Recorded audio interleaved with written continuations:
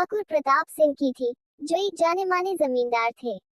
उनकी इकलौती बेटी सुमन पढ़ाई के लिए शहर चली गई थी, लेकिन अब गर्मी की छुट्टियों में घर लौटी थी। उसी दिन एक नए नौकर की भी एंट्री हुई। अर्जुन। अर्जुन गांव का एक गरीब लड़का था, जो अपने परिवार की जिम्मेदारी निभाने के लिए यहाँ काम करने आया था।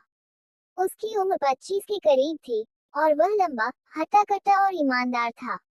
ठाकुर साहब के पुराने सेवक रामलाल ने उसे यह नौकरी दिलवाई थी। जब अर्जुन पहली बार हवेली में आया, तो उसकी नजर सुमन पर पड़ी। सफेद सूट में लिपटी, खुले बालों वाली सुमन किसी अप्सरा से कम नहीं लग रही थी। लेकिन अर्जुन ने जल्द ही अपनी नजरें झुका ली। वह जानता था कि एक मालिक की बेटी और एक नौकर के बीच कोई रिश्ता नहीं हो सकता। लेकिन किस्मत को कुछ और ही मंजूर था।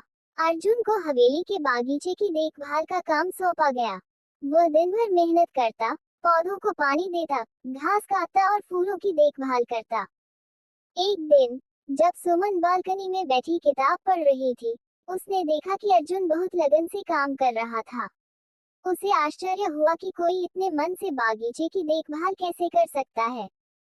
तुम्हारा नाम क्या है? सुमन ने नीचे झुककर पूछा। अर्जुन ने चौंककर ऊपर देखा, फिर जल्दी से सिर झुका लिया। अर्जुन। मालकिन।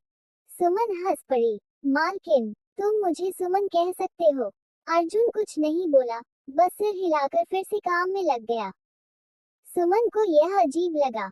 वह एक अमीर घर की लड़की थी, जिसके आगे हर कोई झुकता था, लेकिन अर्जुन में कुछ अलग था। उसकी आंखों में सादगी थी, लेकिन साथ ही एक अजीब सी चमक भी। समय बीतता गया। सुमन और अर्जुन की बातचीत कभी कभार होने लगी। वह जब भी बगीचे में जाती, तो अर्जुन वहां होता।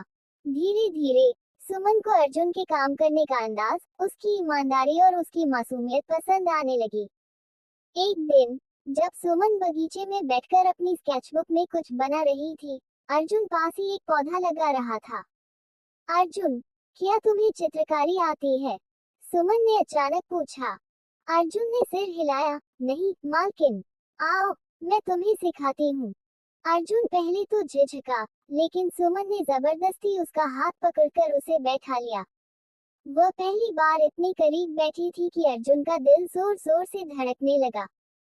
देखो, ये पेंसिल पकड़ो और ऐसे लकीरें खींचो, सुमन ने उसकी उंगलियों को पकड़कर उसे सिखाया। अर्जुन का चेहरा लाल हो गया, लेकिन उसने कुछ नहीं कहा।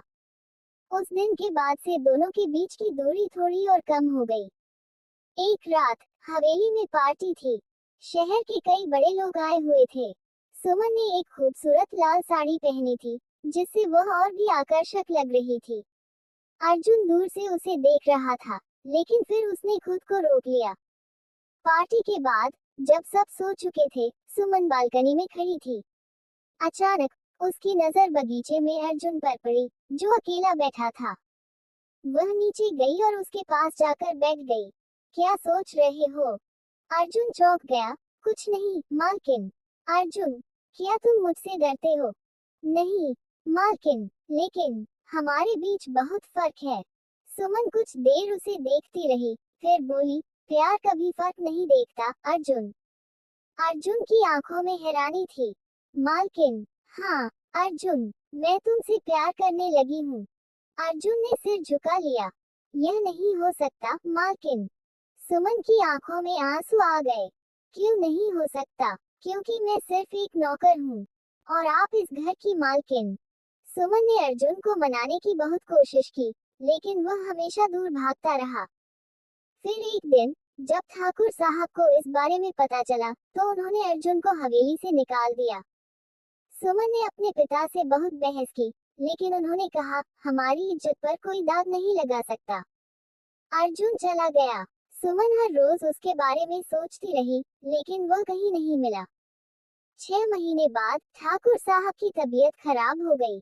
सुमन ने अपनी जिद छोड़ दी और उनकी देखभाल में लग गई।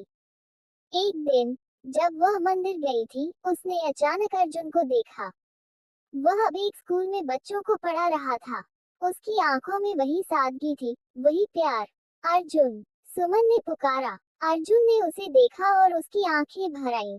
मालकिन, अब मैं सिर्फ तुम्हारी सुमन हूँ, अर्जुन।